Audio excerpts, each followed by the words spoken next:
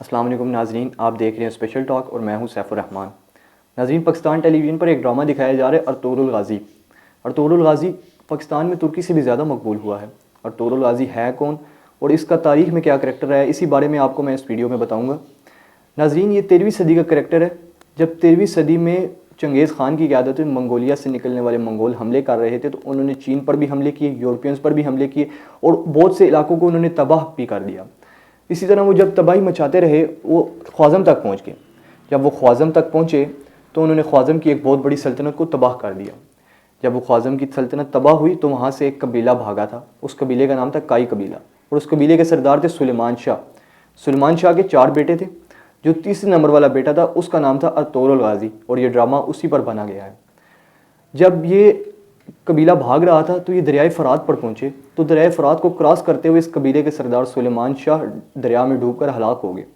تو اس وقت اس قبیلے نے سوچا کہ کیوں نہ ہم اس سردار ارطغرل الغازی کو بنا دیں، تو انہوں نے ایسا ہی کیا۔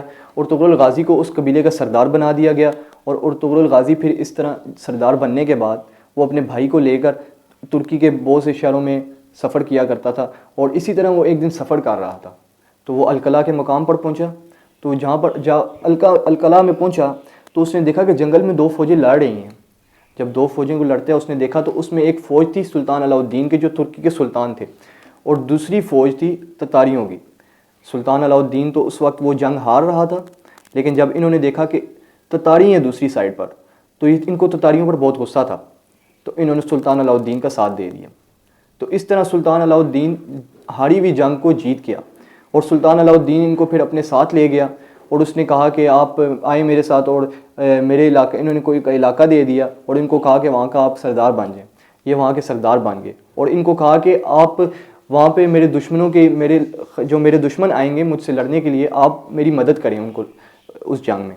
تو انہوں نے اسی طرح کیا، یہ اس کے ساتھ چلے گئے، اور پھر انہوں نے وہاں علاقے میں سلطنت اپنی بنانا شروع کر دی۔ اس طرح جب یہ سلطنت بناتے گئے تو 650 سال انہوں نے حکومت کی، ان کے قبیلے نے 650 سال حکومت کی۔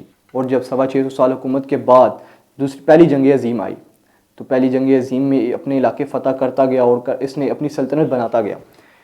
اس کا ایک بیٹا تھا عثمان، آخر میں پھر اس نے اس کی جگہ لے لی، اور وہ پھر سلطنت بناتا گیا اور علاقے فتح کرتا گیا۔ اس نے اتنی سلطنت بنا لی تھی کہ اس کی سلطنت 3 بڑے اعظموں تک پھیل گئی تھی، جس میں 40 ممالک شامل تھے۔ ان 40 ممالک میں سعودیہ بھی تھا، عراق بھی تھا، اور بھی کئی ممالک شامل تھے۔ تو جب انہوں نے سلطنت بناتے گئے اور 3 بڑے اعظموں تک ان کی پھیلتی گئی اور یہ فتح کرتے گئے علاقے، تو آخر میں آہستہ آہستہ ایک دن ایسا آیا کہ ان میں عیاشی آ گئی، اور یہ عیاش ہو گئے، ان کا قبیلہ عیاش ہو گیا، اور یہ عیاشیوں میں لگ گئے اور مکاریوں میں لگ گئے۔ تو اس طرح پھر ان کے مالی حالات بھی خراب ہو گئے تھے، اور یہ مالی حالات جب ان کے خراب ہوئے تو یہ پھر جنگیں ہارنا شروع ہو گئے، ان کو شکست ملنا شروع ہو گئی۔ تو پھر جب ان کو شکست ملی تو 3 بڑے اعظم آزاد ہوئے، جس میں 40 ممالک تھے، جس میں سعودیہ، عراق اور بھی کئی ممالک تھے، وہ سب اس سے آزاد ہونے شروع ہو گئے۔ اور جب وہ آزاد ہوئے تو ان کے ساتھ لوہزاب میں ایک معاہدہ ہوا۔ لوہزاب سوئٹزرلینڈ کا ایک علاقہ ہے، تو وہاں پر ان کے ساتھ ایک معاہدہ ہوا تھا کہ ترکی میں خلافت عثمانیہ کو ختم کر دیا جائے گا۔ یہ بہت ہی بڑا فیصلہ تھا ایک جو معاہدہ ہوا گیا تھا۔ اس میں 3 معاہدے تھے۔ ایک معاہدہ یہ تھا کہ خلافت عثمانیہ کو ختم کر دیا جائے گا، جبکہ دوسرا معاہدہ تھا کہ ترکی اپنے ملک سے معدنیات نہیں نکال سکتا، پیٹرول نہیں نکال سکتا، اور بھی معدنیات، کسی قسم کی معدنیات اپنے نہیں بنا سکتا۔ اس کو ہمیشہ پیٹرول اور باقی معدنیات باہر سے خریدنی پڑے گی۔ تو اس کے بعد جو تیسرا معاہدہ تھا وہ یہ تھا کہ جو ترکی کے علاقے استنبول میں، اس علاقے میں موجود ہے ایک سمندر فاسفورس، اس فاسفورس سمندر سے انٹرنیشنل بحری جہاز گزارے جائیں گے، لیکن ترکی ان سے ٹیکس نہیں لے گا۔ یہ ترکی کے لیے بہت ہی مشکل فیصلہ تھا، مشکل معاہدہ ہوا تھا، جو ترکی کے لیے بہت ہی بھاری تھا۔ تو ترکی نے، یہ معاہدہ ہوا تھا 100 سال کا معاہدہ تھا، جو تقریباً ہوا تھا 1923 میں، اور یہ معاہدہ اب ختم ہوگا 2023 میں۔ تو یہ ترکی ڈرامہ پاکستان میں دکھانے کا یہی مقصد ہے کہ پاکستانیوں میں، مسلمانوں میں یہ امید دوبارہ اجاگر کی جائے کہ 2023 میں ایسا وقت آئے گا کہ مسلمان دوبارہ سب مل جائیں گے۔